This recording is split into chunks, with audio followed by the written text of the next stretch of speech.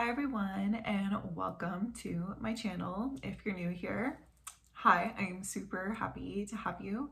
If you are someone who is returning, super happy to have you. So my channel specifically focuses on cycle breaking, intergenerational trauma, and other any wounds that you do have. And this is a playful space, so this is all about really listening to your inner child, and also kind of combating any negative thoughts that you do have. We're all about rewiring neural pathways here, so I am super excited for everybody to be here. I am setting intentions with my incense, it's jasmine, to really just allow everyone to come here with an open mind, and also to create a safe space for everyone in the comments, because I think comments are a really important part of community building. So if you do leave a comment, you are so freaking brave, and thank you so much. And if you don't leave a comment, you are still so brave, just like being here. So, and just listening. Yeah, so I just want to start us off with that. Today, I am going to be focusing in on how to really navigate world building as a writer while bringing in the passions that you currently have. I'm trying really hard to help people with this series of videos during the month of December to just really to how do I say this? To be okay and open to your passions. You don't have to separate everything. I think that's like the biggest disservice that we can ever do in society, is where we separate and compartmentalize everything, right? So if, for example, you have an amazing passion with nature and you're writing, you're probably gonna see nature a lot within your writing. It's just natural. See what I did there? Okay, sorry, we're done. Okay, that was horrible. But anyways, so I really want you to start thinking about, what are my passions? What does light me up? What are things that really, excite me? And how can I incorporate this into my book? Because then that kind of reflects all of the different areas of my life in my writing, right? And I think that's really cool, because you would be doing such a disservice to your audience by not actually sharing your experiences. And I mean, you can totally change them, but there's that essence of them still there. You know what I mean? So today specifically, I am going to talk to you all about my passions, and this is super scary to me. Being a little vulnerable, I'm being a very vulnerable. And I am actually going to talk to you all about my obsession with aliens, UAPs, or UFOs, the outdated term. The new term is UAP. Anyways, it's unidentified aerial phenomenon. So it leaves it a little bit more open rather than object. I will talk about my personal experience with that. And that actually just happened recently, and I'm very excited to share this. So yeah, if you're just into aliens in general, you might just enjoy this. If you're into writing, you'll probably enjoy this. If you're into being an open-minded human and you want to cycle break your stuff, and you're just like, wow, this person's so cool because they're just talking about their passions, and I want to do that. I want to be like that. You're at the right place. First of all, I am just incredibly obsessed with aliens, which is weird because way back in the day, I was terrified of ET. You heard me. I was so scared of that movie. People actually used to make fun of me for it. My family would just obsessively make fun of me for being scared of ET. I actually didn't really understand why I was so scared of ET until literally 2 nights ago. But anyways, it's fine. whole obsession actually started with a complete fear. So when I was a kid, I had major night terrors, and one of the major night terrors, I could go into like detail about it, was this alien figure. I thought it was Kermit the Frog. Okay, now that I know a little bit more about aliens, I can see why I thought it looked like a reptilian creature. So, and I remember this thing trying to literally take me out of the room that I was in. So I had been sleeping with my mom and dad. I was really small. I was so scared. And this thing tried to like take me out of my bed. And I was like, no, we're not having this. But I think they might have even like taken my dad. I don't know. I don't remember him there at all. Maybe he was away. I don't know. But I remember trying to wake up my mom, and she was just like, she wouldn't wake up. But basically this whole fear, of this dream, ET, all these things, eventually started to become a fascination, this curiosity of like, there is something else out there. And I don't know how I could tell you, like I have claircognizance, so it's just this like sense of knowing, and I just know that they exist. And I mean, like, you would be pretty ridiculously in a bubble if you genuinely thought that humans were the only thing that actually existed in this world. So whatever. But that's not my point, is to argue it. It's just to kind of like tell you guys the tale of me, and to just kind of explore that to help you all out with your world building, with your writing. So all of these things that I have experienced in my life, as well as psychic experiences, seeing spirits, seeing things that aren't really there, and really is feeling things. Like, I can feel things that are around me. It's really bizarre, but it's a very interesting experience. I know when something is right. I know when something is wrong. When something's off, a vibe is off, because I have done this before where I've ignored my gut and it has gotten me into some trouble. So now I'm just like, no, I'm listening to that. I've been in those situations. Nothing horrible, but like some very questionable situations. So basically what I'm trying to say is that this fear eventually turned into curiosity, which then led me into a rabbit hole throughout the years. But I would say it's definitely become way more of a rabbit hole within the past 3 years, for sure. 3 to 2 years. So in the past 3 to 2 years, I was able to explore the Netflix documentary, like Encounters, which really kind of sparked my interest. I obviously was into it beforehand, but not as like deeply, because there's not a lot of stuff out there. And this documentary led me into just like a whole bunch of other documentaries, like the unexplained, top secret ones, like everything that you can find on Netflix. And then I was like, oh, I need more. So then I went into Tom DeLonge stuff, which is really cool, because it's called To the Stars. If you know, you know. If you don't, well, here we go.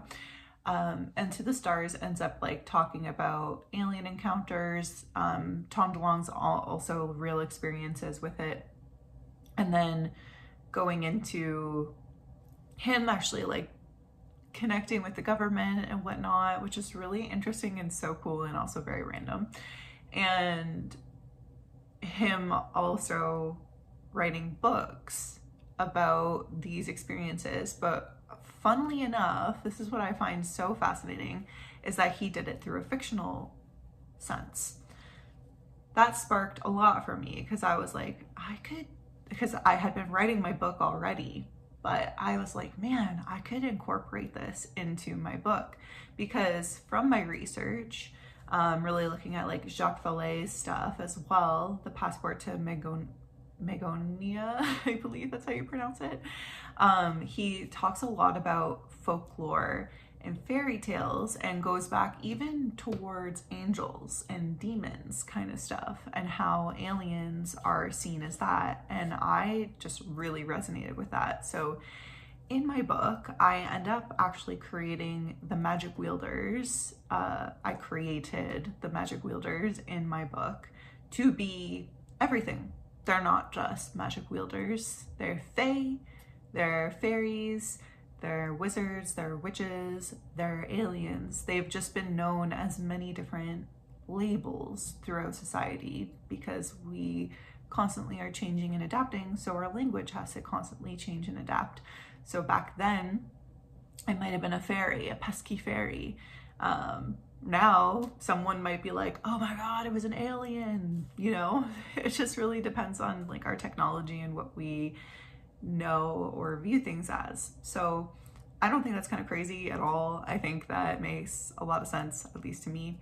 So I'm going to actually tell you or share a short excerpt from my book that incorporates this and my research into it. And then I will talk to you a little bit about it afterwards.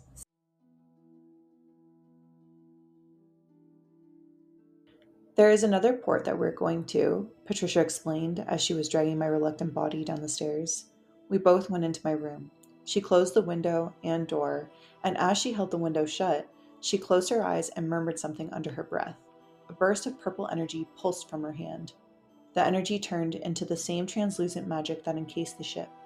It was coating the walls, window, and door, almost as if it was sealing us in. "What are you doing?" I asked, awestruck by the glimmering purple energy that now covered the entire room. Patricia's energy was calming and so utterly beautiful. She opened her eyes and smiled. "Watch." The ship started to lower into the water, and I started to panic. I ran to the purple-tinted window and watched, in horror, as the ship sank. The energy around the window was pulsing wildly as my breath was coming in ragged gasps. "We're gonna die," I moaned. "Jules, please calm down." Patricia put her hand on my shoulder. The windows were now submerging under the water. I saw the cliffs from down below, and I saw fish, seaweed, and algae hanging on the rocks. Surprisingly, no water was coming in through the window or doors. "What in the—" I trailed off. "Magic," Patricia finished. "What in the magic?" I looked over her. She was giggling at my panicked expression.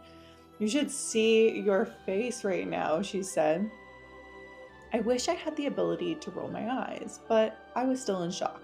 This boat could fly, sail, and be submerged underwater? Madame Kelly had mentioned that magic had its limits, yet these limits were very different from a typical human perspective. The ship creaked as it turned toward the rock wall, and I noticed a familiar glimmer ahead. I knew, logically, that if the ship kept sailing towards the rocks, we would again crash and die. But thinking logically was not on the menu as of right now. I tapped into the breath work that Madame Kaylee had been teaching me. I could feel the energy within me, around me, and in front of me. They were all notably different from each other when I observed closely. My energy felt warm inside my chest. Patricia's energy felt cooling and soothing, and the energy before the ship felt vast and powerful. The ship started to vibrate as it went through the rock. It was a portal. On the other side was more water, but surrounded by floating lights similar to the ones found in Madame Kaylee's office. The water still had some fish swimming around. The rocks were shimmering with crystals. It felt as if the entire cave was the inside of a geode. My eyes were entranced by the lights, the shimmers, and the fish. I had never seen such a view before. "Before the tech wars," Patricia said while coming to stand next to me, "humans had tried to discover how to find portals. Some of them had, accidentally. Tales are told that many magic wielders had to wipe their memories because they couldn't handle the beauty and differences from their own world.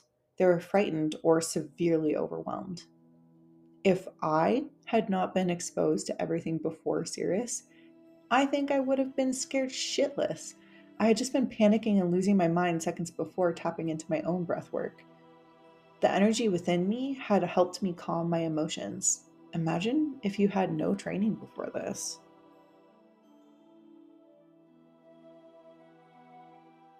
This scene was so much fun to write because I got to be in my own little world, imagining what these portals would actually look like to people. this was inspired by a lot of research. So there's a lot. So Amelia Earhart, obviously, she was just such an interesting character to me. Just her disappearing into the Bermuda Triangle is very fascinating, and just that in general is fascinating to me. Like, why are there certain areas in the world where many people go missing, especially in planes? It's fascinating to me. So I always imagined, even as a kid, I was like, oh, there's some sort of alien portal or something there where she could travel. And I do think that those things exist. I don't know if they're stagnant, if they are constantly shifting or moving, that I am unaware of, but I think it's cool no matter what to think that there are portals on this planet that can take you to different like dimensions or different places.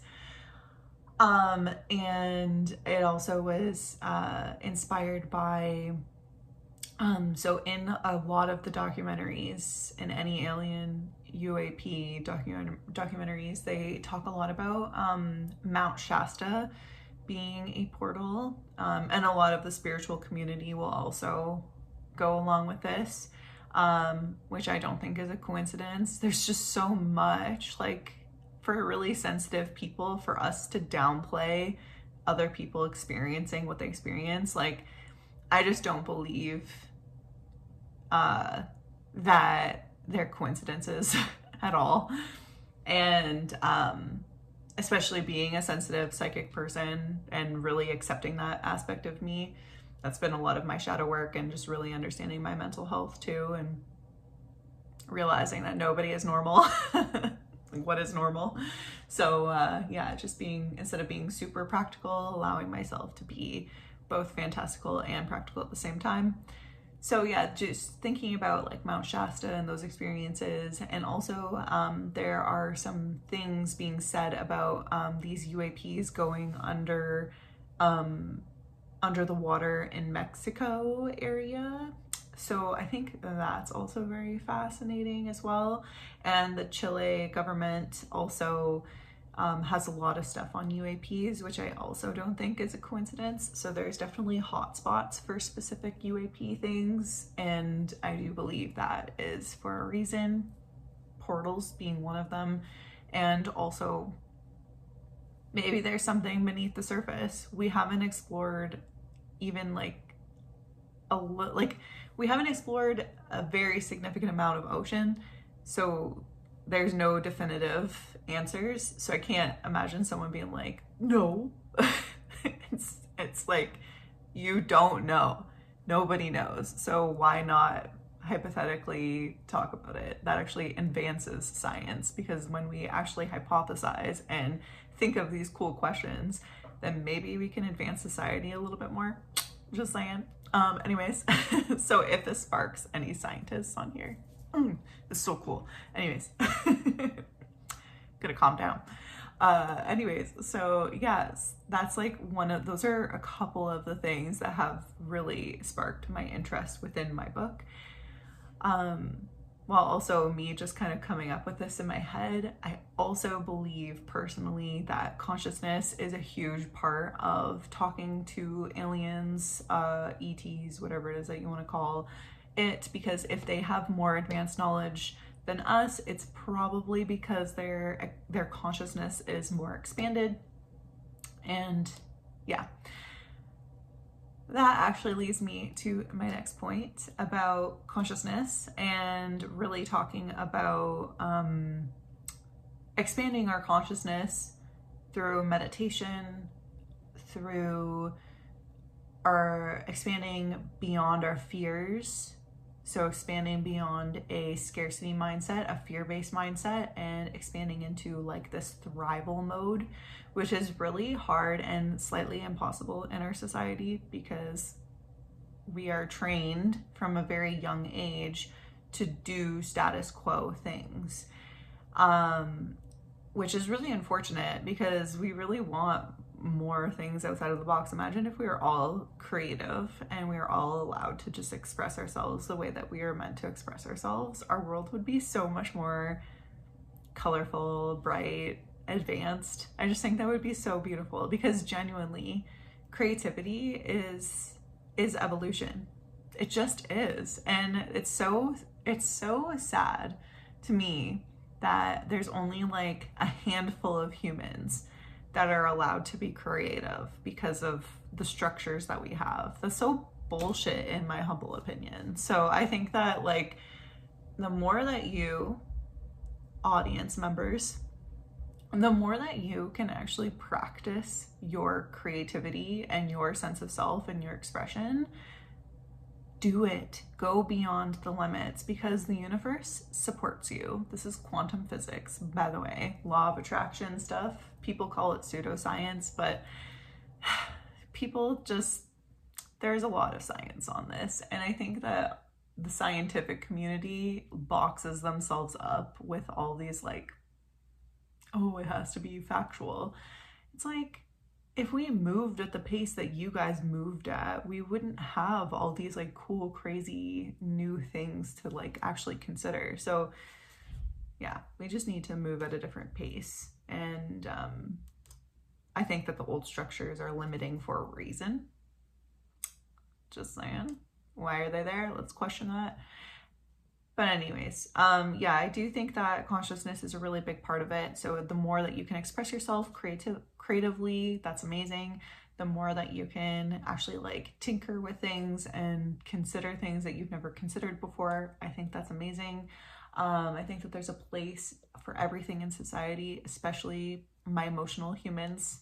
I'm here for you. I see you, because a lot of society doesn't really make space for emotional, empathetic humans, but we are so needed, especially with co-creation with nature. And to expand your consciousness is to really go into meditation and to explore other things, other topics.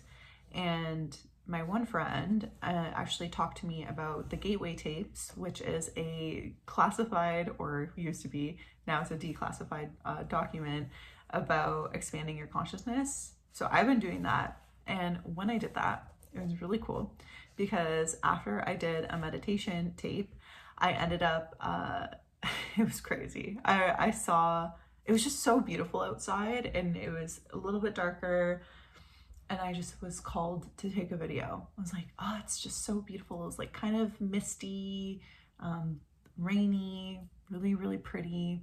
So I took a video, and then afterwards I took a video and a photo, and I saw this like UAP thing in my video, and it wasn't light. It was not light. I did the logical stuff. It wasn't anything logical. And my UAP research helped me realize, I was like, oh my God, this is like legit stuff. This is real. So then when I looked at the photo, there's this like little disc in the air too. And that's when I realized, after doing my oh my gosh, my consciousness expansion through the meditation, that I'm like, oh, maybe things aren't what we think they are. Like, maybe that's not fully tangible, although there's lots of research where things are tangible.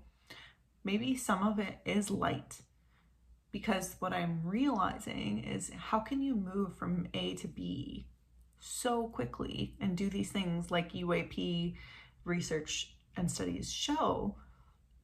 You have to be using a different type of technology. What if they're like actually using technology of consciousness? And that's just something that we as humans might not have like really understood, or potentially have discounted because our limiting beliefs, right? And I do think that light is a big part of traveling. And I think that they have figured out some sort of way to kind of go beyond that, but it is definitely something to do with the brains. So yeah, if you are interested, would highly recommend doing the Gateway tapes. You can like find them online pretty easily to do that with, and also to do your own studies with stuff. But I just wanted to share this with all of you, because I think it's really important to put your own research into books, because whatever it is that you're being guided to listen to, read, research, whatever it is, right? Or things that just like kind of plop in your path, that's divinely orchestrated, right? Spirit puts things in front of us, dangles little kind of carrots in front of us all the time.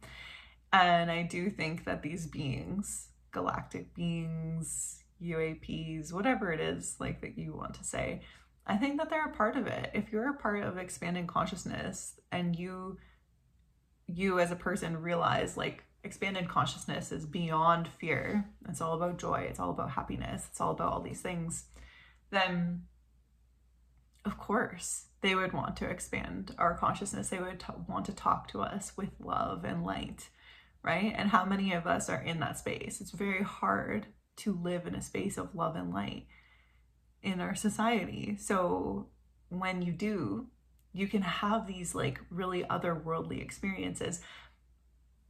Some people call them trips, right? Like it really depends on how you want to connect with this like love and light, which a lot of people would be like, that's not life. It can be.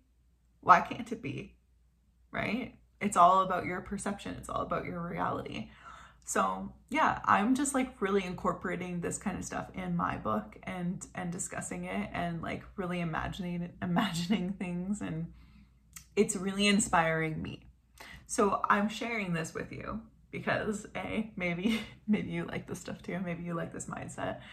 It's obviously something I'm really passionate about, as you can tell.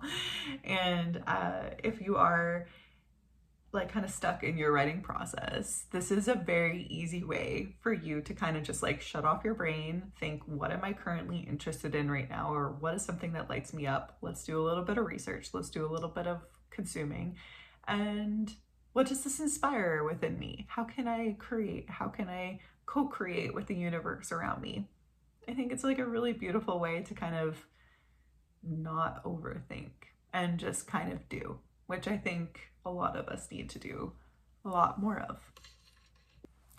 I want to end this with hope and love to all of you out there who is listening. If you're in a really bad state, or if you're in a state of like, I just don't know what to do next, I don't know how to do this, this could be in life, it could be the writing process, it could be literally anything, any point of where you're at.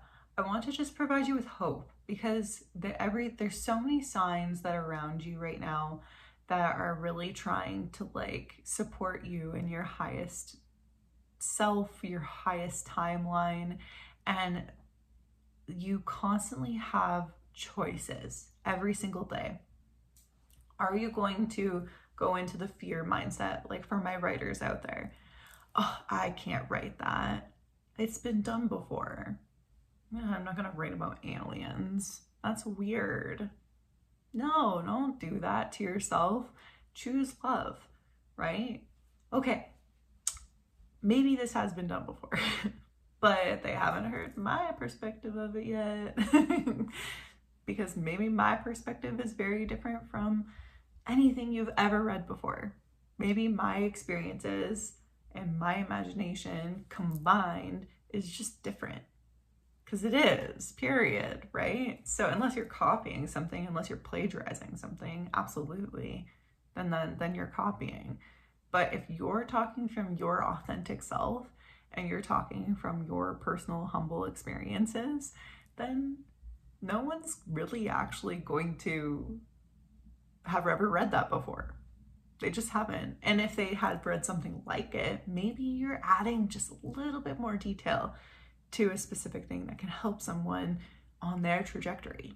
So you actually withholding this information is doing a very big disservice, right? So just think of it as like an act of service. Like, I'm actually contributing to the collective.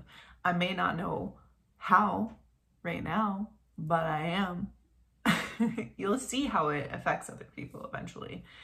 So that's what I'm doing with this whole thing. I was just kind of hoping that it gives somebody clarity, right? And I genuinely have been called to do these videos Don't know why and I don't know how, but we're here. And yeah, so I just want to leave you with that. I want to leave you with choices. You know, what are you going to choose every single day, every single moment? Are you going to choose love and light? Are you going to choose fear-based narratives, right? So just do what calls you. Do what feels right in the moment. If you need to rest, rest. If you want to write, write. If you want to research, research. And just know that the next step will be presented to you maybe a couple hours later, maybe the next day. So everything will work out. Everything will be fine. I hope this reassurance helps you all because I'm being called to say it. And I really appreciate everybody who is here. And if you have any thoughts about your own personal UAP experiences, please leave them in the comments because I love this stuff. So if you have an actual personal experience with UAPs, I will lose my marbles just reading it and being super excited that you're here. So thank you. And also just like your writing experience. What inspires you to write? What inspires you to do your research and stuff like that? And what are you currently writing right now? What are you currently creating?